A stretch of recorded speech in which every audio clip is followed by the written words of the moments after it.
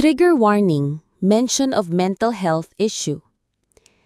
Mangiyak-ngiyak ang Kapuso actress TV host na si Shovey Etrata nang balikan ng pinagdaanang hirap noong bagong salta pa lamang siya sa Maynila. Naikwento ng dating PBB Celebrity Collab Edition housemate ang hirap at sakripisyong dinanas niya mula nung magdesisyong magtrabaho sa Manila para sa kanyang pamilya. Si Shovey ang panganay sa 9 na magkakapatid at talagang hirap na hirap ang kanyang pamilya noon at palaging kinakapos sa budget sa mga pangangailangan nila.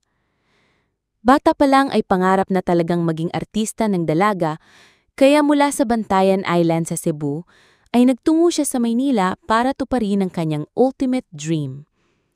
Taong 2023 nang solong makipagsapalaran sa Maynila at pasukin ang mundo ng showbiz, bitbit ang pangarap na may ahon sa hirap ang sarili at ang pamilya. Sa latest YouTube vlog ng phenomenal box office star at 8th Eddie's box office hero na si Vice Ganda, naibahagi ni Shovey ang hiyap na dinanas niya, lalo na nung unang taon niya sa Maynila. Nagkaroon ako ng mental health issue, yun yung I was living alone. Yun yung struggle ko noon. Yes, pinili ko siya. It was my decision, pero ang consequence nun, it was me having a hard time. Kwento ng Kapuso star kay Vice. Gusto ko na lang talagang mawala na. Kasi wala nang laman yung bangko ko. Ano pang maibibigay ko? 500 nga hindi ko mabigay. Yung hirap ko talaga nung unang year ko, yun yung mga dinanas ko po, revelasyon ni Shovey. Isa raw sa mga taong pinagkakautangan niya ng loob ay ang kaibigan at kapwa PBB celebrity housemate na si Ashley Ortega na malaki ang naitulong niya sa paglaban niya sa mental health problem.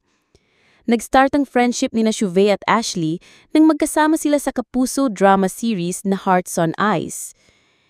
Nung dumating ka actually, Bebe Ashley, yun yung time na tinulungan mo talaga ako mentally kasi pag-give up na talaga ako noon.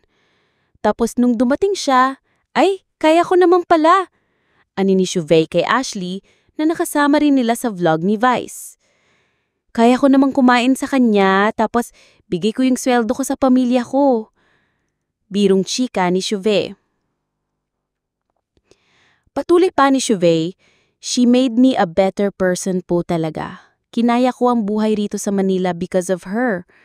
If it weren't for her, baka bumalik lang ako sa isla.